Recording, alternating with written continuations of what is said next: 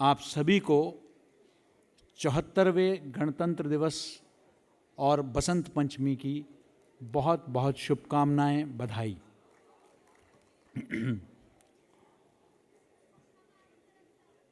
मेरे लिए ये एक बहुत ही भावुक क्षण है, क्योंकि जब हमने यहाँ 15 अगस्त को कार्यक्रम हम लोगों ने किया था, तब मैंने आपके सामने एक घोषणा की थी कि अगला सेमेस्टर इसी परिसर से शुरू होगा। और मुझे खुशी है कि हमारे पूरे टीम के एक साथ काम करने के कारण आज ये परिणाम हमारे सामने हैं। यहाँ तो पिछला 26 जनवरी भी हमने इसी मंच से आयोजित किया था, लेकिन आज का एक विशेषता बिल्कुल अलग है। आज पूरा परिसर में पूरा परिवार हस्तांतरित हो चुका है, इसलिए यह बहुत ही महत्वपूर्ण है। इस मंच में बहुत बड़े आयोजन हो चुके हैं। राष्ट्रीय स्तर पर मार्च में चित्र भारती राष्ट्रीय फिल्मोत्सव का आयोजन हुआ और अभी पिछले सप्ताह G20 का आयोजन हुआ। मैं परिसर के बारे में थोड़ा विस्तार से मैं आपके सामने बताऊंगा, लेकिन सबसे पहले सबसे महत्वपूर्ण है कि आज हम किस लिए एकत्रित हुए हैं।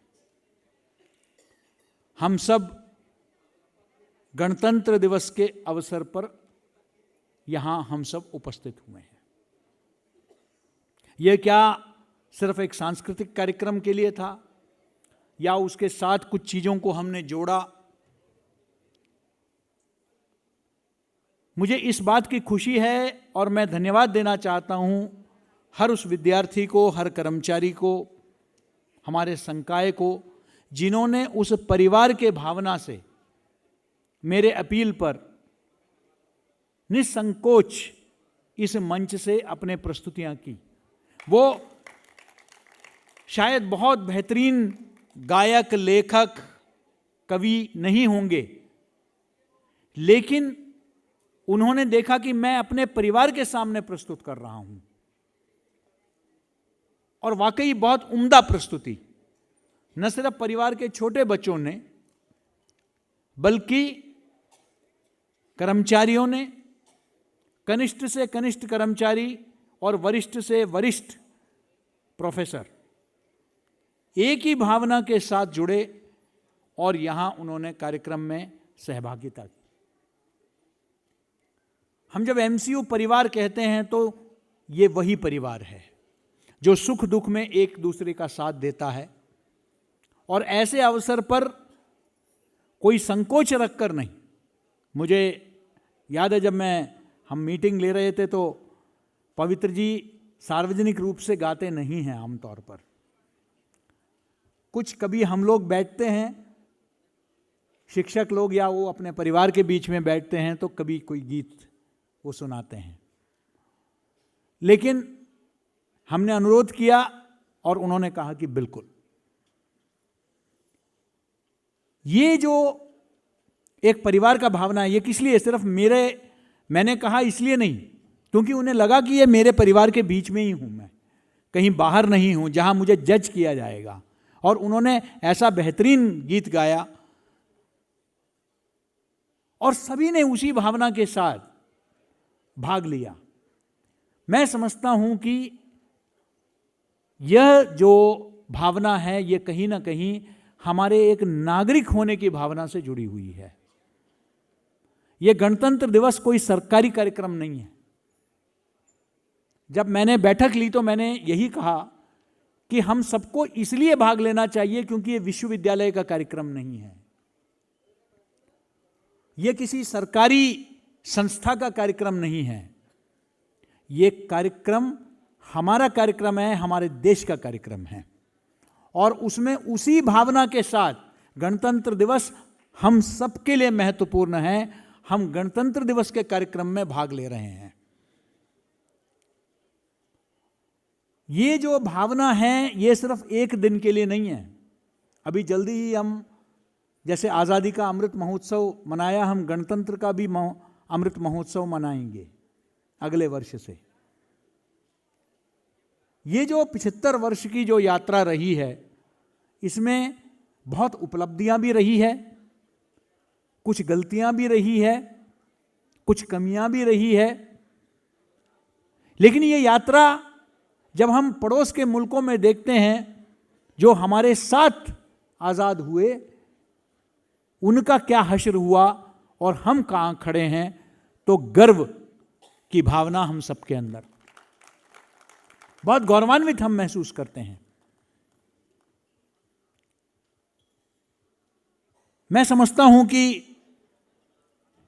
बहुत कठिन एक गीत है कि जो हम कोई आसान नहीं, बहुत कठिन है डगर पनघट की। ये जो डगर है ये कोई आसान नहीं था और ना आसान है, लेकिन कई 100 वर्षों के, कई शताब्दियों के गुलामी के बाद 75 वर्ष के अंदर हम चांद पर, मंगल पर पहुंच गए हैं। चुनौतियां हैं जमीन पर, लेकिन उन चुनौतियों का हम लोग सामना कर रहे हैं, सड़क पर लड़कर नहीं, अपने संसद में बैठकर। हमारे लोकतांत्रिक मूल्य मजबूत है, चुनाव होते हैं। अमेरिका जो दावा करती है कि वो दुनिया की सबसे बड़ी लोकतंत्र है, आपने देखा कि पिछले चुनाव के बाद कैपिटल हिल में जो भी घटनाएं वॉशिंगटन डीसी में हुई, उसने झकझोर के रख दिया अमेरिका को कि क्या हम लोकतंत्र हैं क्या। लेकिन भारत में ऐसा नजारा कभी देखने को नहीं मिला। सत्ता परिवर्तन कई बार हुआ, कभी पड़ोसी मुल्कों की तरह हमारे फौज जो है वो कभी अपने कैंटोनमेंट से बाहर नहीं निकली। ये हमारी उपलब्धि है, क्योंकि हमारे जड़ों तक पहुंच चुकी है लोकतंत्र। इस बात को हम इनकार नहीं कर सकते हैं। आज के दिन ही हमने अपने संविधान को अपनाया था। इसका मायना का क्या है? हम अपने अधिकारों के प्रति न सिर्फ सजग होना है, आप में से ज्यादातर पत्रकारिता के विद्यार्थी हैं, अपितु अपने अधिकारों और कर्तव्यों के प्रति आम जनता को भी जागरूक करना है। अधिकार तो संविधान देती है, लेकिन मात्र एक अधिकार केंद्रित विमर्श के आधार पर हमको नहीं चलना है। अधिकार के साथ कर्तव्य भी है हमारे समाज के प्रति, देश के प्रति। इसके बारे में भी हमें विचार करने का, आत्मावलोकन करने का एक अवसर है। यह सिर्फ सांस्कृतिक कार्यक्रम और मिठाई ये नहीं है, यह एक उत्सव है। हम उत्सव प्रेमी देश हैं, हम लोग उत्सव मनाते हैं और मनाना भी चाहिए। लेकिन उसके साथ साथ कहीं ना कहीं विशेषकर चौथे स्तंभ से जुड़े लोगों को, जो भारत के पत्रकारिता के भविष्य जो यहां बैठे हैं, आपको विचार करने की जरूरत है कि समाज में हर दिशा में जो बातें हो रही है वो राष्ट्र को कितना आगे ले जाएगी। इस दिशा में हम सबको विचार करने की आवश्यकता है। मैं बधाई देना चाहता हूं। मुझे अभी भी याद है जब एक हफ्ते पहले मैंने बैठक ली तो मेरे मन में एक शंका थी। मुझे बताया गया कि विद्यार्थी कई आए नहीं हैं, दूरी के वजह से आने जाने में दिक्कत हो रही है। धीरे धीरे सेटल हो रहे हैं हम इस परिसर में, कुछ सुविधाएं अभी तक नहीं तैयार हुई है। तो मैंने कहा कि अगर कोई दिक्कत है तो हम बाहर से किसी ट्रूप को बुला लेंगे, लेकिन पहला कार्यक्रम है विश्वविद्यालय का नए परिसर में आने के बाद, तो यह भव्य होना चाहिए। मैं आपको विश्वास दिला सकता हूं कि कोई भी बाहर का ट्रूप इतना बढ़िया कार्यक्रम नहीं करा सकता। इतनी सुंदर प्रस्तुति, और हम सब जुड़े हुए थे। जो भी मंच में आ रहे थे वो पराये नहीं थे, हमारे अपने थे। इसलिए एक विशेष लगाव था। जब हमारे परिवार के छोटे नन्हे बच्चे नाच रहे थे, गीत सुना रहे थे, तब भी हमें एक जुड़ाव था उनके साथ, वे हमारे परिवार के सदस्य हैं। और अब तो मेरा विश्वास और दृढ़ हो गया कि जब इससे भी भव्य कार्यक्रम यहाँ आयोजित किया जाएगा तब हमें बाहर से किसी को बुलाने की आवश्यकता नहीं पड़ेगी। कार्यक्रम की इतनी सुंदर प्रस्तुति थी कि मेरे बगल में आशीष जी बैठे हुए थे, तो उन्होंने कहा कि सर मुझे लगता है कि हमको एमसीयू का एक बैंड तैयार कर देना चाहिए। मैंने कहा कि अगर आप लोग वो लेने के लिए तैयार हो काम, तो मैं बिल्कुल सहमत हूं, आप लोग जरूर तैयार करिए। देखिए, नए परिसर में हम आ गए। मैं पहले भी आपसे बोल चुका हूं कई बातें, मैं उनको दोहराना नहीं चाहता हूं। नए परिसर में कुछ चुनौतियां हैं। मैं खुद पहले दिन, जनवरी के पहले दिन, लोग अस्पताल में जाने से इनकार करते हैं कि भाई उस दिन अगर जाना पड़े तो पूरे साल जाना पड़ेगा। लेकिन उस दिन इसी परिसर में मेरे साथ एक दुर्घटना घटी। मैं खुद, नए टाइल्स हैं, फिसल के मैं गिर गया।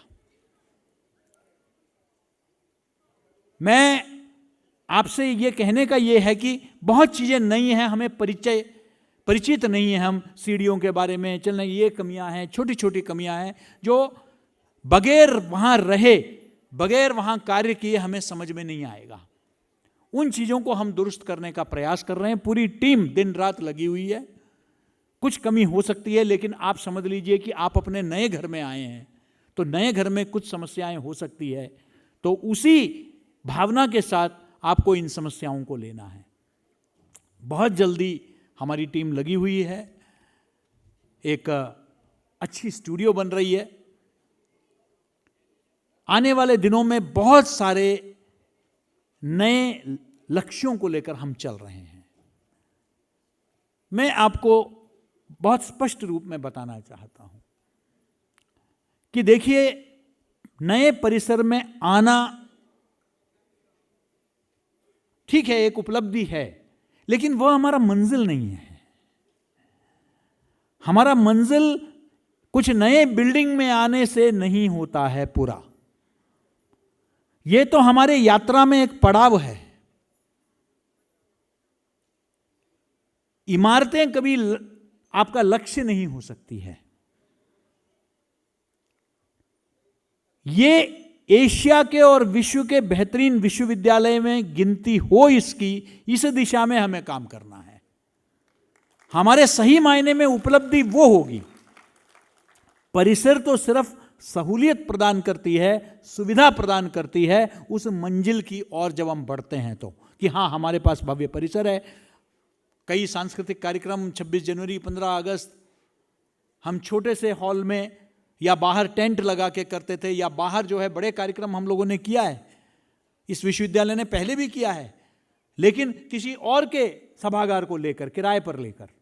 आज हमारे पास है सारी सुविधाएं। आज सबकी नजर है भोपाल में कि अपने कार्यक्रम यहां करवाएं। यहां रिहायशी सुविधाएं हैं, हॉस्टल है, ट्रांजिट है, कॉन्फ्रेंस के बहुत सारे वेन्यू हैं। लोग चाहते हैं, लेकिन अकादमिक उन्नयन हम अपने विद्यार्थियों को क्या दे पा रहे हैं? पूरे दुनिया से लोगों के मन में आए कि हां, हमें माखनलाल में आके जो है अध्ययन भी करना है और अध्यापन भी करना है। वो हमारा लक्ष्य होना चाहिए। सिर्फ एक बिल्डिंग में आना एक मील का पत्थर है, लेकिन वो मंजिल नहीं है। मैं बधाई देना चाहता हूं मनोज पचारिया जी को।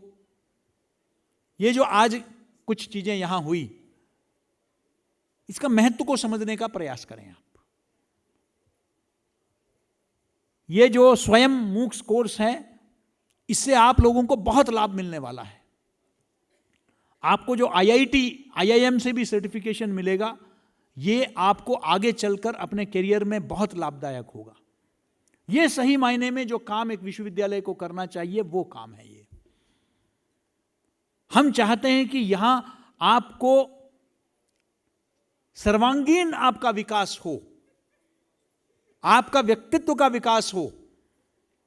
क्योंकि पत्रकारिता हो या कंप्यूटर का शिक्षा हो या प्रबंधन का शिक्षा हो, लगभग एक जैसा करिकुलम ही सभी विश्वविद्यालयों में सिखाया जाता है।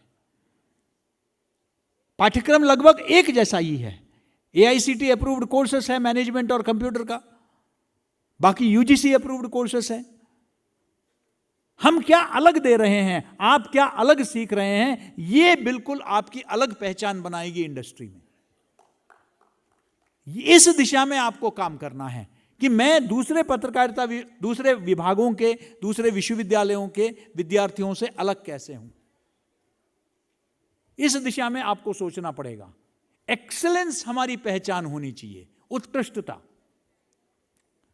मुझे कई बार मेरे सहयोगी बताते हैं कि सर आपका देश भर में भ्रमण होता है, आप विश्वविद्यालय के ब्रांड एम्बेसडर हैं। मैं कहता हूं नहीं, हमारे विश्वविद्यालय का एक एक विद्यार्थी, एक एक कर्मचारी, एक एक संकाय इस विश्वविद्यालय का ब्रांड एम्बेसडर है।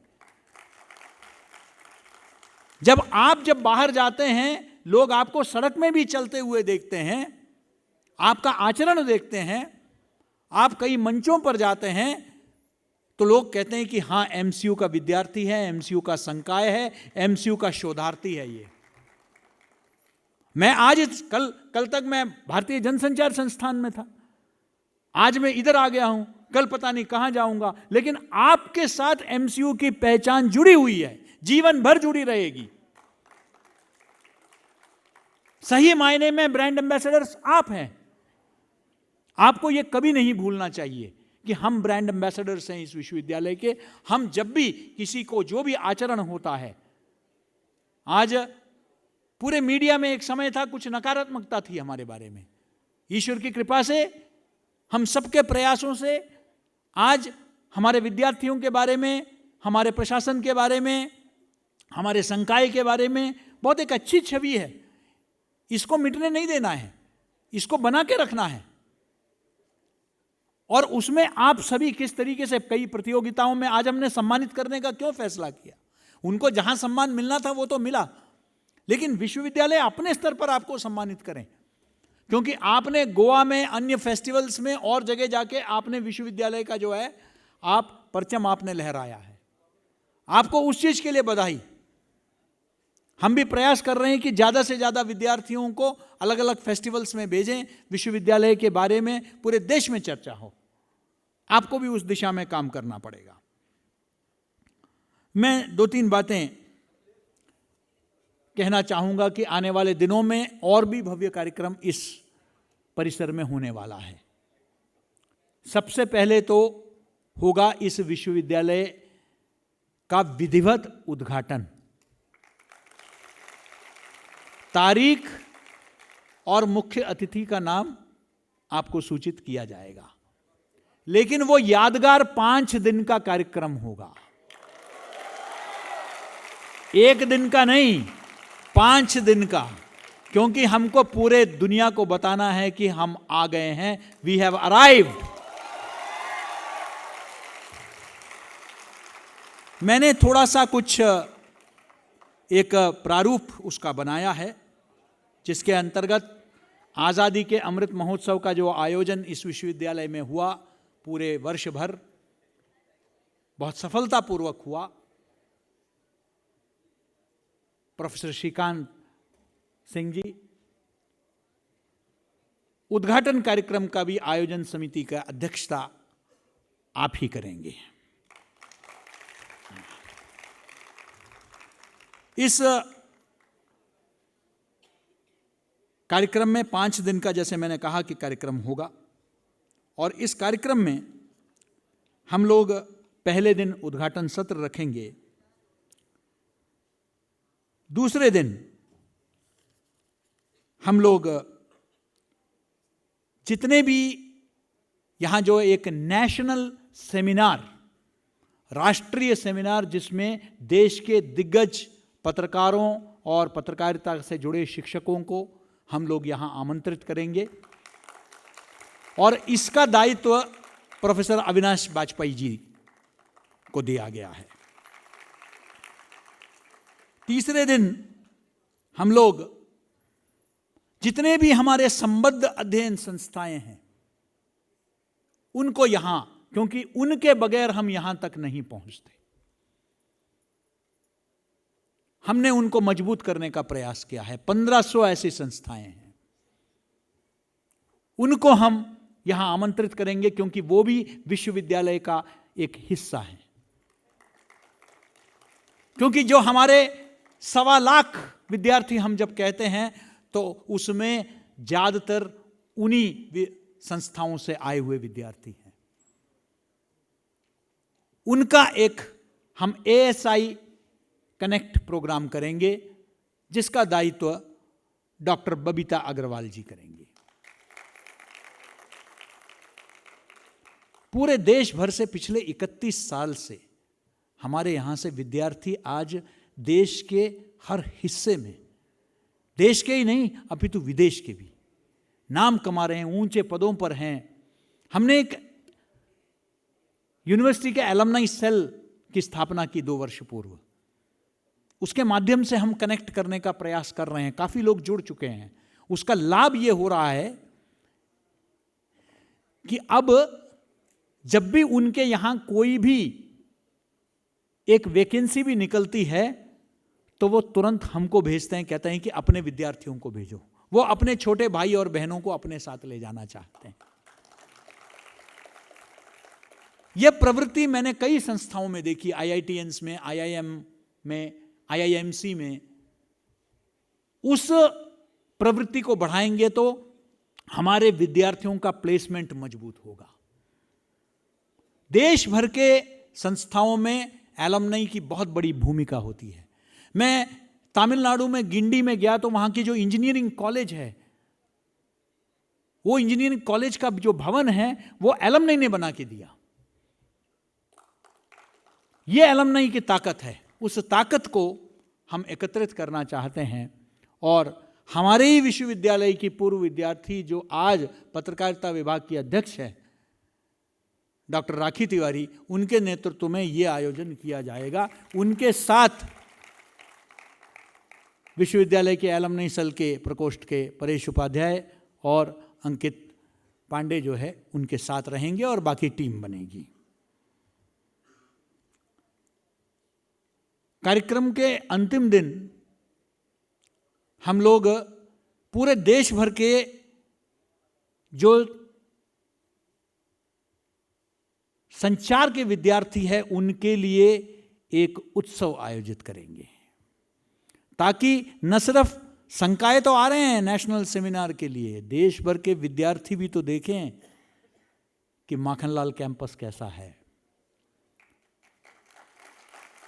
इसलिए हम लोग डॉक्टर आरती सारंग के नेतृत्व में हम एक पूरे देश भर के जो विद्यार्थी हैं मीडिया के, उनके लिए एक मीडिया फेस्ट हम लोग करेंगे।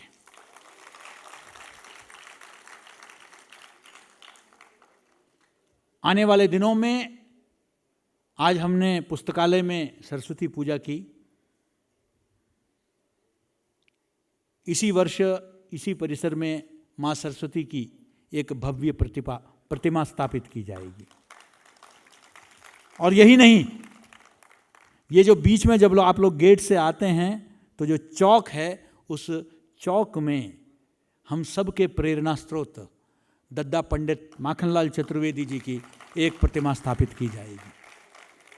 प्रतिमा लगभग बन चुकी है, उसको फाइनल करना है और उसको ग्वालियर से लेके आना है।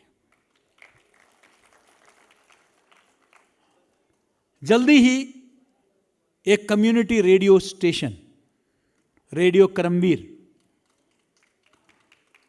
करमवीर का न सिर्फ लाइसेंस बल्कि हमको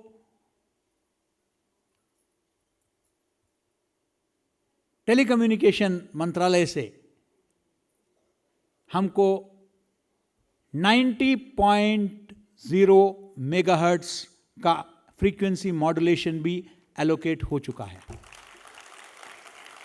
और बहुत जल्दी बेसिल से उपकरण मंगवाए जा रहे हैं और बहुत जल्दी स्टूडियो, जैसे मैंने कहा कि कम्युनिटी रेडियो की भी बन रही है और अगले 2 महीने के अंदर रेडियो करमवीर से प्रसारण विधिवत शुरू हो जाएगा। इस प्रयास के station director doctor Ashish Joshi होंगे। यही नहीं, डॉक्टर आशीष जोशी को यह भी दायित्व दिया गया है कि आने वाले दिनों में जो 2 कमरे से हम इस भव्य परिसर तक आए, शून्य से शिखर तक, उस पूरे यात्रा का एक डॉक्यूमेंट्री डायरेक्टर प्रोडक्शन और उनकी टीम तैयार करेगी। ये पूरा प्रोडक्शन टीम, हमारे पास बहुत ही काबिल प्रोड्यूसर्स हैं, जो लोग इंडस्ट्री में काम करके आए हैं और उनके अंदर वो क्षमता है जो बाहर किसी प्रोडक्शन से जुड़े हुए लोगों के पास नहीं है। वो अपने प्रयास से बगैर किसी बाहर के मदद लिए एक शानदार डॉक्यूमेंट्री तैयार करेंगे। हमारी इस यात्रा का एक संपादित वॉल्यूम भी तैयार करेंगे और ये दायित्व हमारे दो एडजंक्ट प्रोफेसर्स हैं, गिरीश उपाध्याय जी और शिव कुमार विवेक जी, और हम तो चाहेंगे कि ये कॉन्वोकेशन के समय हो, लेकिन मैं समझ सकता हूं कि समय की कमी हो सकती है, तो 15 अगस्त तक ये दोनों प्रोजेक्ट कंप्लीट होगा, ये मुझे पूरा भरोसा है। आने वाले दिनों में विश्वविद्यालय में एक नया विभाग राष्ट्रीय शिक्षा नीति के अंतर्गत भारतीय भाषा विभाग की स्थापना होगी, जो भारत के भाषाओं के भारत के लोगों तक पहुंचाने का, उसको मजबूत करने का, उसको सशक्त करने का एक प्रयास हम लोग करेंगे। डिपार्टमेंट ऑफ इंडियन लैंग्वेजेस, जिसके तहत पहला पाठ्यक्रम होगा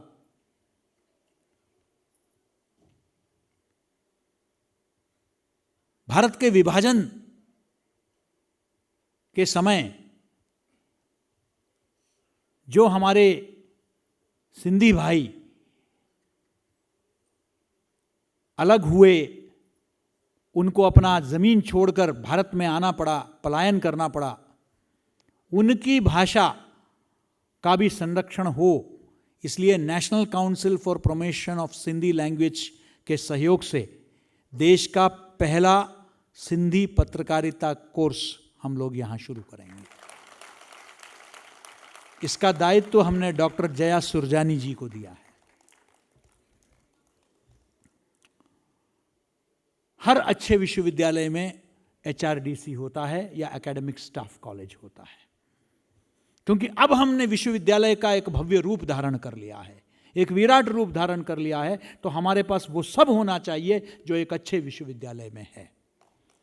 इसलिए बहुत जल्दी ही ह्यूमन रिसोर्सेज डेवलपमेंट सेंटर या एकेडमिक स्टाफ कॉलेज की भी स्थापना यहां की जाएगी।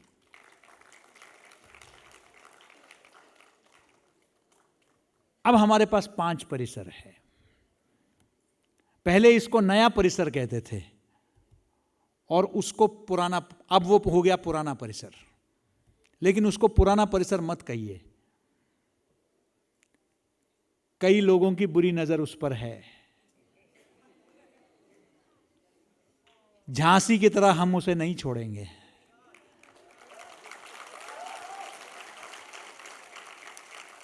वो हमारा सिटी कैंपस होगा, न सिर्फ सांध्यकालीन पाठ्यक्रम, कुछ विभाग भी हमारे वहां रहेंगे, प्रशासन के कुछ कार्यालय भी रहेंगे, वहां का एक परिसर प्रभारी भी होगा और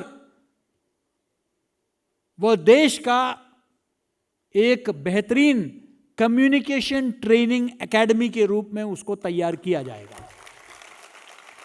संचार में हमारी विशेषज्ञता है और अब वो सिर्फ विद्यार्थियों के लिए और शोधार्थियों के लिए नहीं, बल्कि हम इस परिसर का सदुपयोग पूरे देश भर में कम्युनिकेशन ट्रेनिंग, मीडिया साक्षरता इस तरह के पाठ्यक्रमों को लेकर जन जन तक पहुंचने का हम प्रयास करेंगे।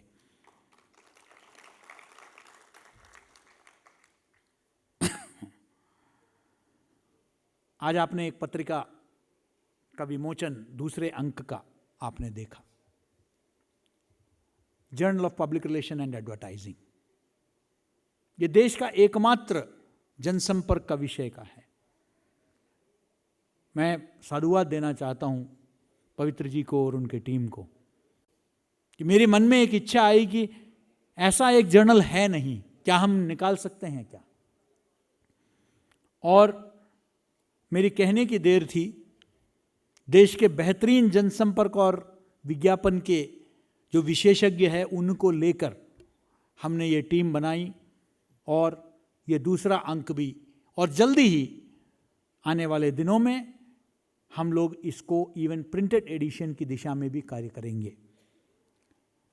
लेकिन हमारा जो फ्लैगशिप पब्लिकेशन है वो है मीडिया मीमांसा। मीडिया मीमांसा अभी तक द्विभाषीय था। हमारा उस वक्त की सोच थी कि हम एक भारतीय भाषा को और अंग्रेजी के साथ, लेकिन हमने देखा कि यूजीसी में और अन्य जगह उसको मान्यता मिलने में कठिनाई आ रही है, क्योंकि वो ये पूछ रहे हैं कि आप क्या हो। दूरदर्शन में क्या हुआ कि दूरदर्शन में भी लोग, वो बाइलिंगुअल था, द्विभाषीय, बहुत दिक्कत आ रही थी, क्योंकि जब टीआरपी और टाइम का जब काउंटिंग होता था तो पूछते थे कि अंग्रेजी चैनल है या हिंदी चैनल है। संस्कृत न्यूज़ भी होता था, वार्तावली भी जोड़ दिया, कहता ये तो खिचड़ी है, इसकी अलग पहचान होनी चाहिए। तो डीडी न्यूज़ हिंदी का बना और डीडी इंडिया अंग्रेजी के लिए। इसी प्रकार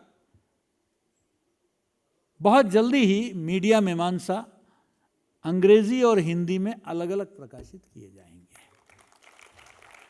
ताकि हिंदी में जो हमारी मीडिया मीमांसा की जो पहचान है उसमें यूजीसी की मान्यता मिले और उसकी एक अलग पहचान बने पत्रिका के क्षेत्र में। मुझे बहुत खुशी है कि विद्यार्थी यहाँ बढ़ चढ़ के भाग ले रहे हैं।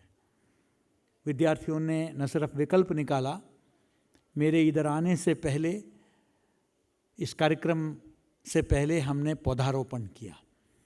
कुछ विद्यार्थियों ने एक नेचर क्लब बनाया है, बहुत बधाई। भोज वेटलैंड्स का इलाका है ये, यहाँ आपने प्रकृति पर काम करने का सोचा है। लेकिन मैंने ये कहा कि देखिए, हमारे ही माली के द्वारा दिया गया पौधे को अगर आप पौधारोपण करेंगे तो फिर नेचर क्लब की क्या भूमिका है। इसलिए मैंने कहा कि नेचर क्लब विद्यार्थियों का एक पार्क को अपनाएं और उसमें जो भी काम करना है उस काम का दायित्व अपने साथ लें। मुझे उम्मीद है कि नेचर क्लब जो हर्बल गार्डन तैयार करेगी उसकी चर्चा पूरे भोपाल में होगी। मुझे खुशी है कि कुछ विद्यार्थी, पूर्व विद्यार्थी और वर्तमान विद्यार्थी कुछ अपना प्रकाशन लेकर आ रहे हैं। हमारे ही एक विद्यार्थी, रीवा के विद्यार्थी ने कल परसों हम लोगों ने उनको पूरा सहयोग दिया और उन्होंने एक न सिर्फ सेमिनार आयोजित किया बल्कि उन्होंने एक मेडिकल कैंप भी सबके लिए आयोजित किया। मुझे उम्मीद है कि इसी तरीके से आगे भी हमारे पूर्व विद्यार्थी और विद्यार्थी उसी अपनापन के भाव से यहाँ जुड़ेंगे। एकाध शिकायतें भी हैं। अभी तो हम सब उत्सव के एक माहौल में हैं, इसलिए हमने हस्तांतरण के बाद बहुत ज़्यादा हमने, जिसे कहते हैं कि कड़ाई से कोई भी चीज़ हमने कि भाई नहीं ऐसा होना चाहिए, ऐसा होना चाहिए, लेकिन विश्वविद्यालय के गरिमा उसको बना के रखना है, विश्वविद्यालय का जो अनुशासन है उसको बना के रखना है। ये चाहे कर्मचारी हो या विद्यार्थी हो, ये आप सभी के हाथ में है।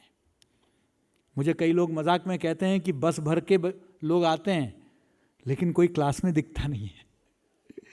कहाँ घूम रहे हो भाई? बॉटनी के विद्यार्थी नहीं हो गार्डन में घूमने के लिए, पत्रकारिता के विद्यार्थी हो, कक्षा में और लैबोरेटरी में और लाइब्रेरी में और स्टूडियो में आपको काम करना है, तभी जाके बेहतरीन पत्रकार बनोगे। गार्डन में रिलैक्स करिए कभी कभी, 24 घंटे रिलैक्सिंग हो जाता है तो दिक्कत होती है। इसलिए आप आनंद लीजिए, 30 एकड़ का खुला जगह है, आनंद लीजिए, लेकिन उस 20 एकड़ जो आपके लिए बनाया गया 160 करोड़ खर्च करके, उसका भी सदुपयोग कीजिए। थोड़ा समय की पाबंदी, अभी थोड़ा हम लोग सेटल हो रहे हैं तो अभी हम भी इस बात को समझते हैं, लेकिन मेरा आपसे सभी से ये अपील है, ये कोई आदेश नहीं, एक परिवार के मुखिया के नाते इस अनुशासन को हमको बनाए रखना है। विश्वविद्यालय की पहचान उससे होती है। मैं समझता हूं कि आज मैंने बहुत कुछ, मैंने आज आपके बीच में बहुत बातें रखी, लेकिन इस दिशा में काम करना, यहां रख के मंच से बोलना आसान है, लेकिन इसका क्रियान्वयन, इसमें आप सबकी सहभागिता की जरूरत है। क्योंकि ये सब वही घोषणाएं हैं, क्योंकि हमने जो भी अभी तक घोषणाएं की, चाहे राष्ट्रीय शिक्षा नीति को क्रियान्वयन को लेकर हो या इस परिसर के हस्तांतरण को लेकर हो। हाँ, एक बात याद आई, बहुत ही जल्दी हमारा दूसरा भव्य परिसर रीवा, उसका भी जो है हस्तांतरण हो चुका है। किराए के भवन से हम लोग निकलकर अपने भवन में आ चुके हैं। उसका विधिवत उद्घाटन होगा और उस उद्घाटन के लिए, भव्य उद्घाटन के लिए एक समिति गठित किया जाएगा, जिसका नेतृत्व प्रोफेसर पवित्र श्रीवास्तव जी करेंगे, ताकि एक यादगार पल हो। सूचना प्रसारण मंत्रालय के अधिकारी अभी परसों ही मुझसे मिलने आए और उन्होंने इस बात के लिए सहमति दी है कि जब भी हमारा उद्घाटन होगा रीवा परिसर में, वहाँ सूचना प्रसारण मंत्रालय, भारत सरकार द्वारा एक राष्ट्रीय सेमिनार आयोजित किया जाएगा। वो भी 2 दिन का कार्यक्रम होगा और दूसरे दिन फोटोग्राफी पर पूरे एक दिन भर का कार्यशाला दैनिक भास्कर जबलपुर नागपुर द्वारा किया जाएगा, क्योंकि उनका सतना में, जबलपुर में एडिशन है। तो उन लोगों ने, प्रकाश दुबे जी जो मुख्य संपादक है, उन्होंने इस बात की सहमति दी है कि वो कार्यशाला करेंगे। तो इस तरह 3 दिन का कार्यक्रम रीवा में भी होगा। ऐतिहासिक पल है हम सबके लिए। मुझे पूरा भरोसा है कि हम जो सपने देख रहे हैं, उस सपनों के अनुरूप हमारा व्यवहार भी होगा, ताकि दुनिया, क्योंकि आज अब है तो हमारी तरफ देखने लगी है। बहुत शोर मच चुका है पूरे देश में माखनलाल को लेकर, ये क्या बन क्या रहा है। तो सबकी नजर, हमारी कोई भी विफलता जो है वो कोई माफ नहीं करेगा। इसलिए हमको इस कर्तव्य पथ पर चलते हुए आने वाले दिनों में अपनी और उपलब्धियां हमें हासिल करनी है और हमें सफलता प्राप्त करनी है। लेकिन हमने पूर्व में भी 31 साल की यात्रा में भी 2 कमरे से इतने भव्य भवन में आकर दिखाया है और भविष्य में भी करके दिखाएंगे। मुझे पूरा भरोसा है। मैं पुनः आप सभी को 74वें गणतंत्र दिवस और बसंत पंचमी की बहुत बहुत बधाई देता हूं और माँ सरस्वती से यही प्रार्थना है कि उनकी कृपा दृष्टि हम पर बनी रहे और हमारे प्रेरणा स्रोत दद्दा पंडित माखनलाल चतुर्वेदी जी की पुण्याई है, उनके नाम हमें यहाँ तक लेकर आई है और उनके उस नाम के अनुरूप यहाँ से बौद्धिक योद्धा निकलेंगे, ये मेरा पूरा विश्वास है। मैं आपको पुनः बधाई देता हूँ और साधुवाद देता हूँ सभी को इतने सुंदर आयोजन के लिए। बहुत बहुत धन्यवाद। जय हिंद, जय भारत। मेरे साथ 3 बार जरूर आप बोलेंगे जय हिंद, जय हिंद, जय हिंद, जय हिंद। धन्यवाद।